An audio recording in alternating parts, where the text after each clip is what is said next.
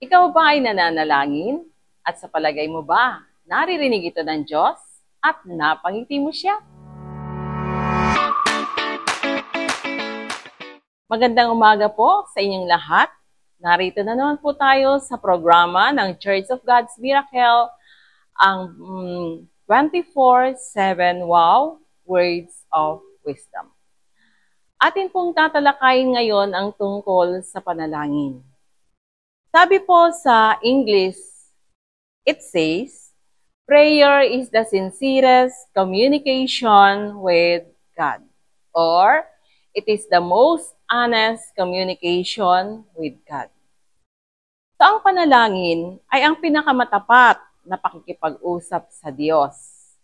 Sa pakikipag-usap, may dalawang mahalagang elemento, ang nagsasalita at ang nakikinig. At sa pananalangin natin, tayo ay nakikipag-usap sa Diyos. Tayo yung nagsasalita at ang Diyos ang nakikinig. Tulad ng pakikipag-usap natin sa ating kapwa, mahalagang magkaroon ng interes ang nakikinig sa atin.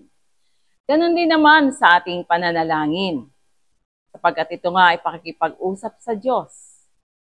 Mahalagang mapangiti natin ang Diyos sa ating pakikipag-usap sa Kanya. Paano? Kailangan meron tayong isangkap sa ating pananalangin.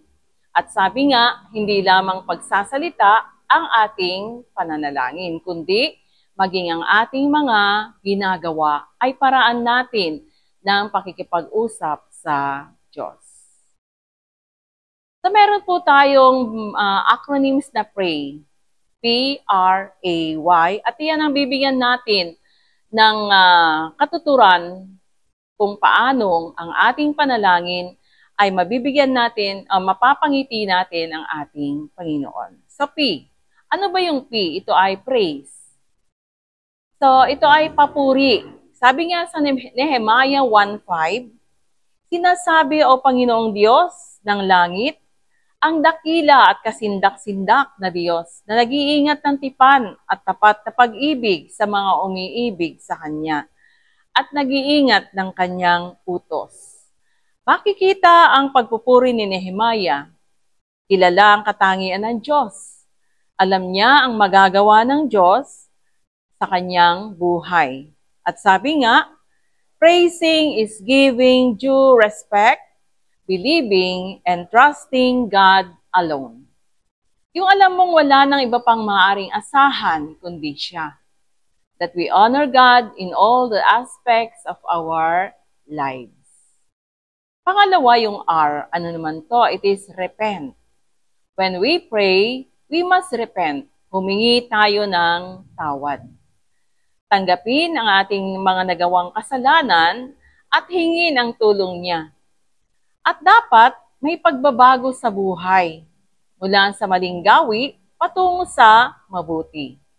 Ang katotohanan, wala tayong maitatago sa Diyos. Lahat ay hayag sa Kanya, tulad ng sinasabi ng Hebreo 4:13. At kung tayo ay humihingi ng tawad, dapat sana hindi na tayo bumabalik sa dating maling gawin natin.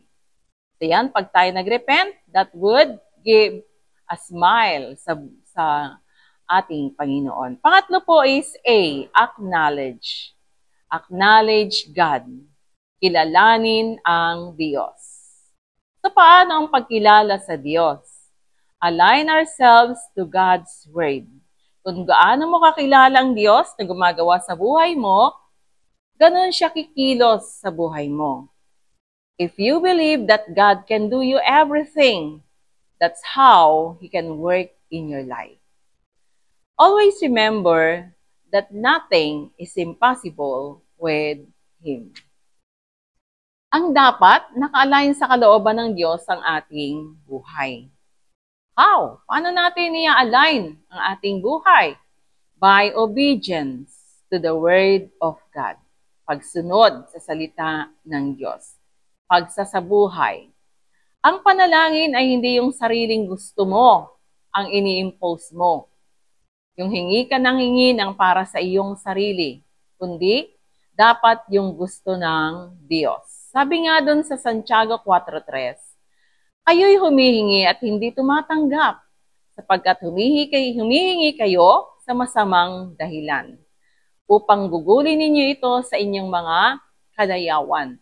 So makikita natin dito, ang dapat nating alamin at sundin ay kung ano ang kalooban ng Diyos. Align our wants, align our yung mga hinihingi natin sa gusto at kalooban ng Diyos. Okay, sa why naman po, and the last, yield. Ang yield, tumupad sa kalooban ng Diyos.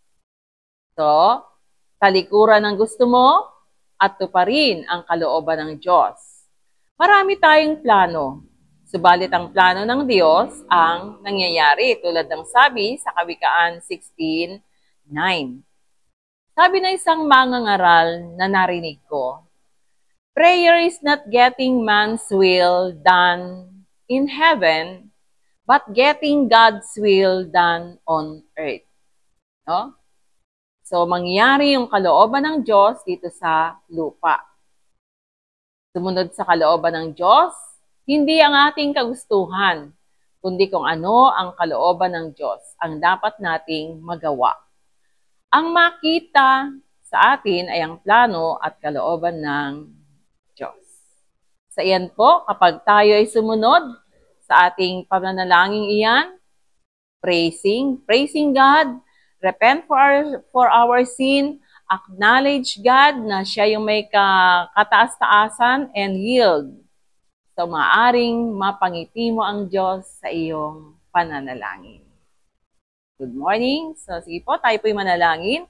Pinupuri ka namin, Panginoon. Kinikilala ang iyong dakilang pag-ibig sa amin na siyang nagbibigay sa amin ng lakas upang gawin ang kalooban mo sa buhay namin. Tulungan mo kami na patuloy na magtiwala sa iyo sa lahat ng bagay sa buhay namin at nang mabigyan ka namin ng kapurihan sa lahat naming gagawin. Sa iyo ang lahat ng papuri at pagsamba sa pangalan ni Jesus. Amen. Sa minsan pa, ito ang inyong lingkod, Sister Lilibet Maya, na nagsasabing, ang oras ay gamitin para ang Diyos ay luwalhatiin.